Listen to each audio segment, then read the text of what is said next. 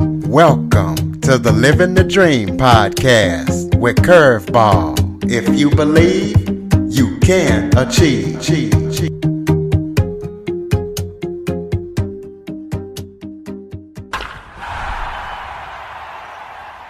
Hello and welcome to another episode of Living the Dream with Curveball. I am your host, Curveball, and today I am joined by a professional speaker, best-selling author, and podcast host of the Encouragement Engineering Podcast, Bob Brumm. Bob, thank you so much for joining me today. Thank you for having me, Curtis. I look forward to our conversation. Absolutely. Why don't you start off by giving everybody a little bit of background about yourself, maybe where you're from or anything that you would like the audience to know before we get started? Well, sure. I'm a northern bird. I'm originally from Birmingham, Michigan. Grew up there, and basically I got tired of the cold, so I headed south to Florida when I had a job opportunity. They said, live anywhere you want within 50 miles of an airport. And it was February, and I had a 90-foot driveway with plenty of snow and ice. And I said, okay, I'm heading south. And so that's what I did. And been down here 25 years now, coming up on 26 years, and just enjoying life, doing a lot of fun, encouraging things. I get to enjoy the sun down here all the time, and just enjoying, encouraging people and getting a chance to do that with what I do now. So before you started encouraging people, tell everybody what you did before that, and also how did you get into what you're currently doing now? All right. Well, as far as what I did before, if I could, I'll go right into the background story because it all ties together. When I was 6 years old, I lost my mother to cancer. About a month or two later, I lost my grandmother. And then Christmas Day that same year, I lost my grandfather. And I was the youngest of 7 children out of 2 families. My dad got remarried after my mother passed, but I was the youngest, so my dad was older. He was old school. He was World War II vet. My mother was of that era as well. And so I had a lot of older relatives, and I kept seeing this pattern of reality of life called death. And it's something we're all going to experience. None of us are here permanently. We're all going to end up in a box, big or small, someday. And it's that reality that I found out that I needed to continue through this process. Now, this wasn't something I figured out when I was 6 years old by any means, but as I got older, I figured out that, this is something that continues in life and we need to be able to get through that. And I found, if you will, my calling was to be positive about things. Things are going to happen in life. Things are going to happen to us. Things happen to you. Things happen to me. Things happen to everybody. And we need to be able to get through those things. Is it easy? No. But with a positive attitude and a focus on it will get better, we can take one step at a time and continue to grow and continue to get better and continue to see the positive in every day we have. And fortunately, I was able to grow. I went to school for engineering. I wanted to be a constructional engineering major, and that's where the engineering part came out of me. But I found out I wasn't that great with physics. And so I transferred to the business college, studied at business and accounting, finished up with that degree. And I went in and got into a technical field of all things. I ended up getting a job with a telecommunications manufacturer, and I did real well with it. It came quickly to me. So I knew I had the technical aptitude.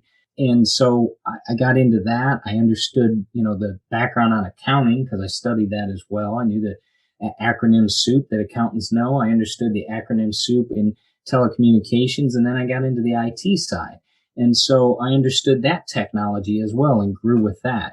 Now, what's interesting in that field is that a lot of people can talk to each other in technical terms.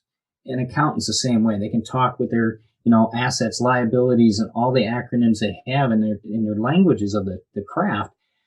But the people combining, getting tasks done is one thing, but we all got to realize we're all people.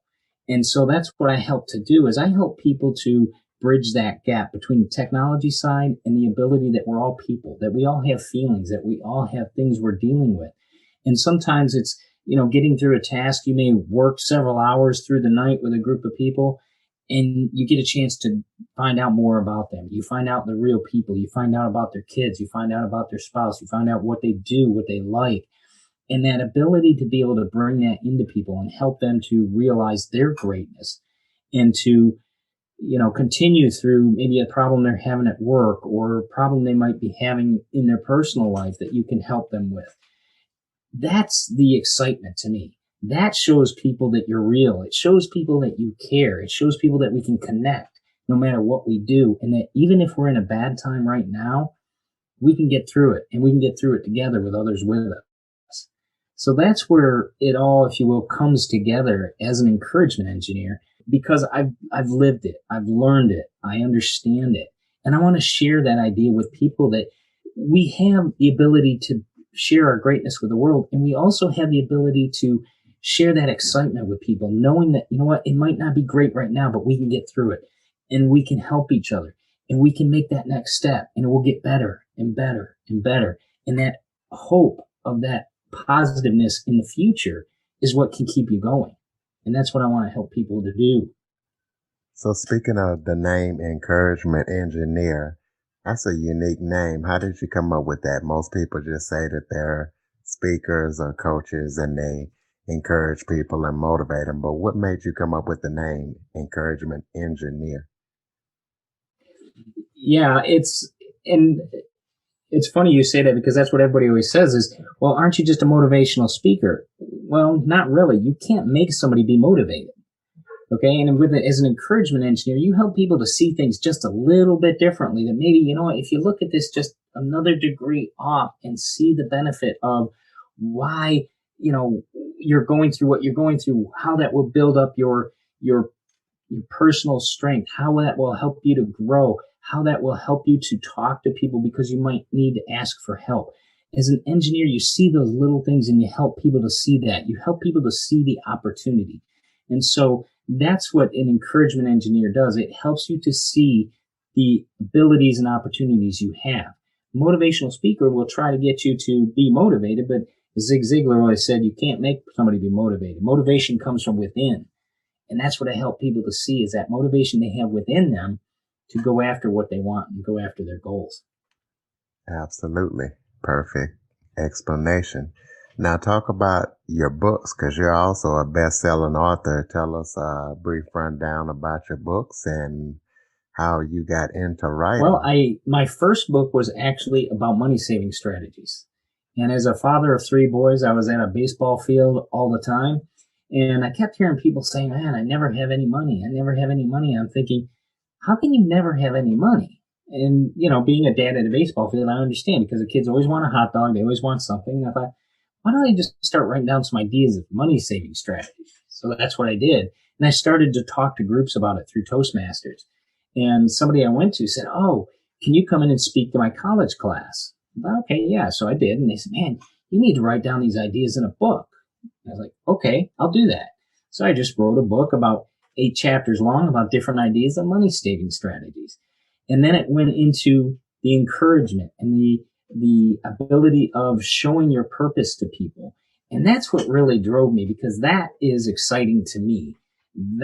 Saving money helps people get a footing. It helps people to build up a saving strategy so they can help others.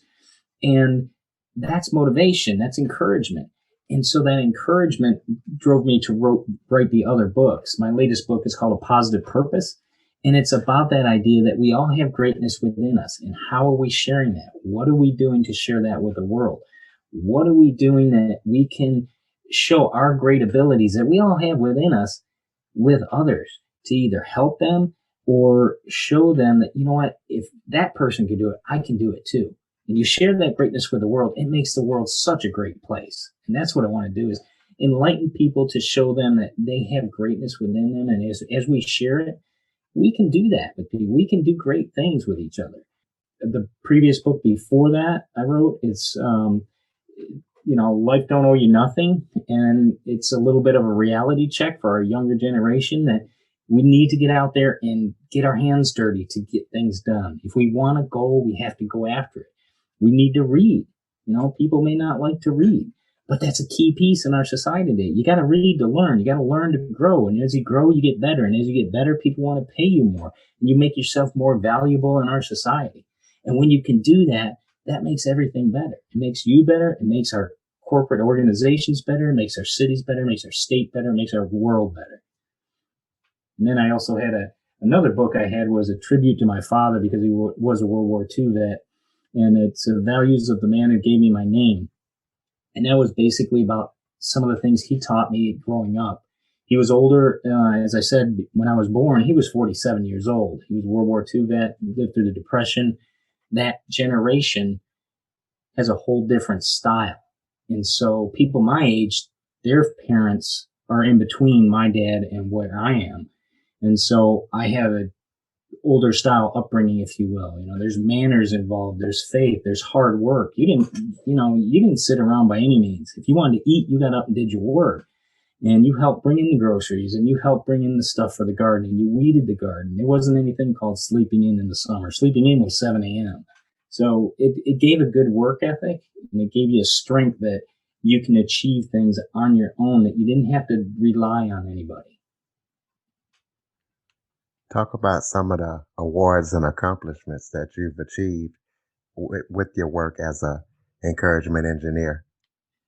Well, yeah, I've been awarded a couple times of best speakers for different groups. I speak to universities, colleges, youth organizations, corporate organizations, sales organizations. Some of those awards have been nice to be able to be recognized for that. And it's not so much the recognition, but it's the idea that I'm helping somebody. I'm helping a group. It was always interesting. I spoke to a group of students at Tampa Jesuit down here in Tampa. And it was interesting because the way they had the kids sitting, and I'll never forget this, because I think it was one of the best accolades I ever got, and I'll explain why. As I gave a speech, I was told the day before, oh, by the way, you only have 5 minutes for this presentation. Like, okay. The gentleman that went before me, apparently the week before, he went way over, and so they wanted to make sure I was on point. I said, okay, I can do that. But you get in there, and they have the freshmen sit in one spot, the sophomores, juniors, and then seniors, and the freshmen were off to my right. And you could tell because they were all sitting up straight, attentive, and kind of listening. The freshman scared look, if you will. And then as you looked around the room, you went around, and the posture in the seats of the students, will say, got less attentive. And so by the time you got over to the seniors, they were sitting back in their chairs, slouched down. And this one gentleman just caught my eye because he was sitting that way. He was kind of slouched over in the chair, kind of thinking, why do I have to be here? I've heard this stuff before. I'm a senior, let's get through this. And it just caught my eye. And as I presented and talked, I looked up and I saw the transformation of that one student. By the time I finished speaking, he was sitting up straight. He seemed like he was excited, like I triggered something. And that was the best thing to see. It's just that one person in that audience of 1,200 students that changed their attitude. They got an idea that maybe sparked them to be able to go further, to do something different.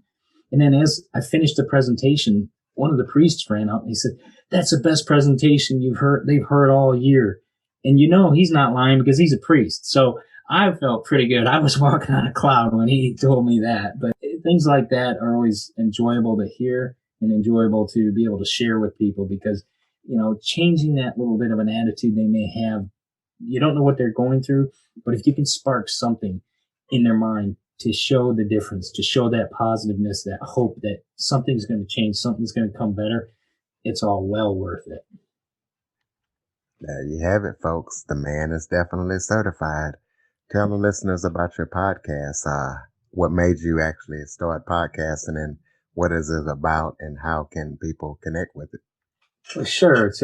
My podcast is called Encouragement Engineering, and it's a podcast about the positive perspective and the advantage of that. It helps you to combat the negativity that inundates our daily lives. So what we do is we talk about things that people maybe have overcome and how they did that, the mindset they had.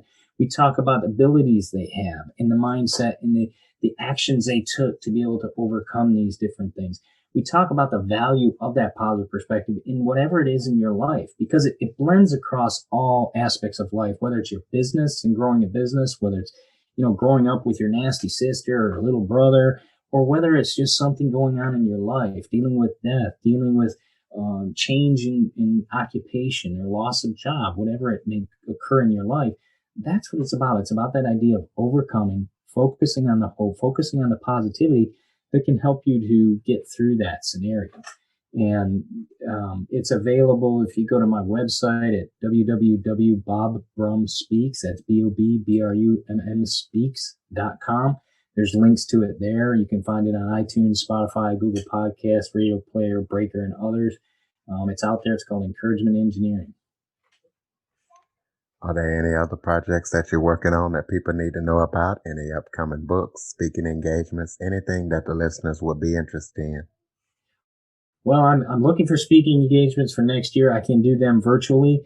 Right now, like I said, I finished my last book last March, so we'll see what comes next year with a new book, but I try to keep those going as well. I may have some spark over the holidays that start something, and I've been catching up, doing a lot of reading with this time of COVID, so as well as doing virtual seminars, virtual conferences, talking to people, doing my podcast. So that's been booming. But yeah, just keep in touch. I'd be glad to contact people and get involved with people. They can find me on social media as well.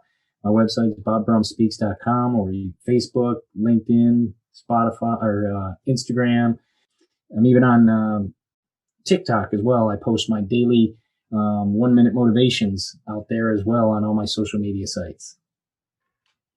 Speaking of that, I was going to ask you, is there anything else that you wanted to talk about that we haven't touched on? Why don't you go ahead and, instead of doing that, just go ahead and throw out one of those off the top, off the head, 1-minute motivations before we get up. All right. Well, what I do on a daily basis is I do send out a 1-minute motivation that's a quote that I find, and it's quotes that are inspirational, that help people to maybe get through whatever they may be doing in their life, whatever they may have going on. One of them may be, for instance, even if you're on the right track, you'll get run over if you just sit there, from Will Rogers.